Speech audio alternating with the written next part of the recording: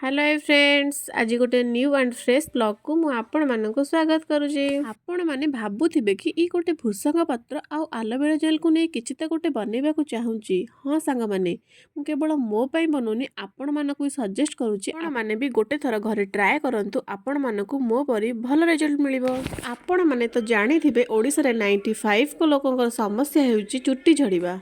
तो मोर भी बहुत मात्रा चुट्टी झड़ूला, तो मुझे ऑयल टी को घरे बनई कि निज चुट्टी अप्लाई करुच्ची। तो मते भी बहुत सारा भल रिजल्ट मिली, से आपण मानक शेयर करुच्ची। पैन रे मुझे तेल नहीं सहित पियाज, मंदार फूल, मंदार पत्र, भूसंग पत्र, एलोवेरा जेल, अदा एवं कला जीरा, मेथी आ लवंग पकई बहुत समय फुटापी छाड़ीदबा।